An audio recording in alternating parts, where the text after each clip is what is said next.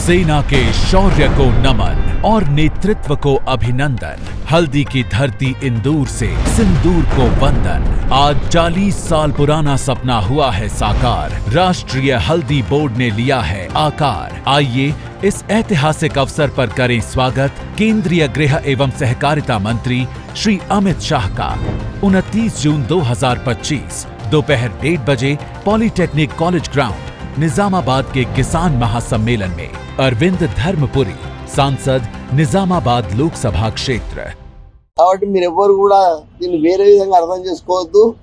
ఇప్పుడు కాంగ్రెస్ అంటే గౌరవం, దయచేసి దీన్ని వేరే విధంగా చిత్రీకరించవద్దని మరి కోరుకుంటున్నాను। రాహుల్ గాంధీని ప్రధాని చేయాలనుకునే కొండామురళి సొంత పార్టీ ఎమ్మెల్యేల మీద, సొంత పార్టీ నాయకుల మీద బహిరంగంగా కామెంట్లు చేయడం వల్ల అది ఎంతవరకు మంచిదనుకుంటారు? మంచిదో చెడ్డదో అనేది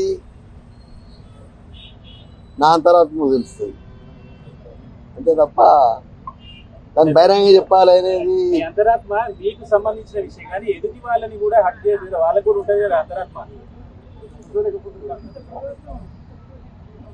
అదేదో వివరణ వాళ్ళకి ఇవ్వడం జరిగింది.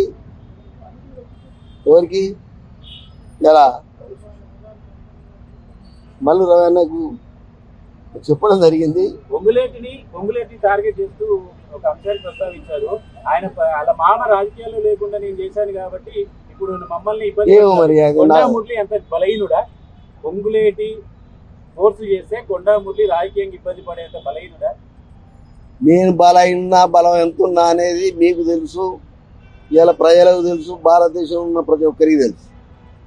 దయచేసి నన్ను రెచ్చగొట్టకండి. నేను మొదలే నేను బలహీనుని కాదు, సాగుకు ఇంకా 4 బుల్లెట్లు ఉన్నాయి నా దాంట్లో. నేను అందుకే కొంచెం నీడకు వస్తారా అని అడిగిన. లేదు మా మీడియా ఆయన చెప్పడం జరిగింది, అక్కనే పెట్టిండ్లన్నా ఎండైనా మీరు రండి అని.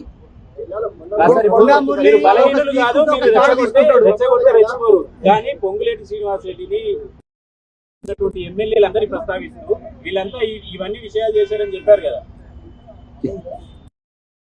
విషయం తెలియదు, మరి మీరే సృష్టిస్తానేమో కానీ నాకు ఆ విషయం కూడా తెలియదు. ఒకటే మాట చెప్తున్నా మీకు, కాంగ్రెస్ పార్టీని గౌరవిస్తా అని చెప్తున్నా.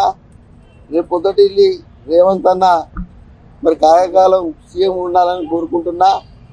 ఇక బీసీ నాయకుడు మరి మహేష్ అన్న రేపు ఇంకా పదవులు రావాలని కోరుకుని గాంధీ భవన్కి రావడం జరిగింది.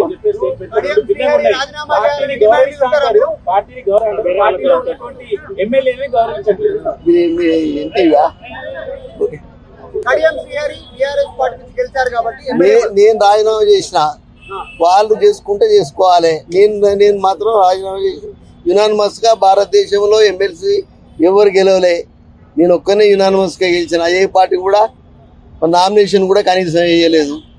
ఆయన బయటకు వచ్చినప్పుడు నేను రాజీనామా చేసినప్పుడు ఆ రోజు మరి ఎవరైతే గౌడు మన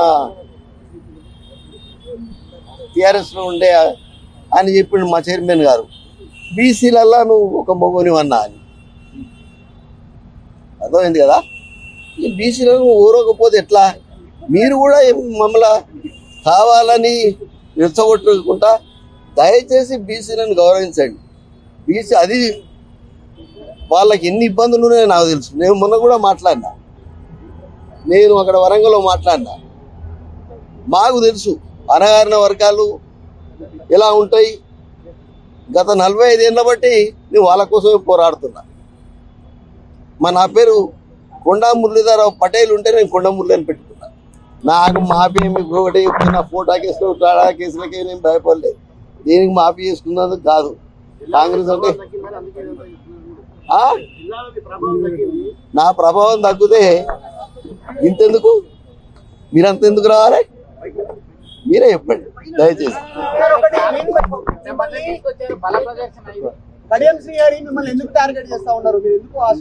దయచేసి ఒకటే మాట చెప్తున్నా, నేను అంతర్గతంగా లోపల చెప్పినా, మళ్ళీ ఎప్పుడన్నా అక్కడ వరంగల్ మీటింగ్ పెట్టినాక, లేదు అంటే మీడియా సెంటర్ ఎప్పుడైనా పెట్టినప్పుడు కంపల్సరీ వచ్చి చెప్తా. కాంగ్రెస్ పార్టీ అంటే గౌరవం ఉన్నది, మహేష్ అన్న అంటే గౌరవం ఉన్నది, రేవంత్ అన్న అంటే గౌరవం ఉన్నది. ఇప్పటికి కూడా రేవంత్ అన్నప్పుడు రేఖమ్మని నేను మరి ఆడ పాదయాత్ర చేస్తే పంపి రాజశేఖర్ అన్నతో కూల్చింది రేఖమ్మ. మేమంతా ఒకటే, మీరు ఎవరు కూడా దయచేసి దీంట్లో ఎలాంటి విభేదాలు లేవు, అర్థమైంది కదా. దాని ప్రకారం మీ జిల్లాకి సంబంధించిన నాయకులు మీటింగ్ ఏర్పాటు చేస్తూ అధిష్టానం దృష్టికి తీసుకుపోయారు, మీ మీద చర్యలు తీసుకోవాలని మీరు చేసిన వ్యాఖ్యలపై దానిపైన మీరుండాలా వారు ఉండాలో తీర్చుకొని పార్టీ చెప్పారు సార్. పార్టీ ఏది నిర్ణయం చేస్తుందో నాకు అన్ని తెలియదు. ఓకే.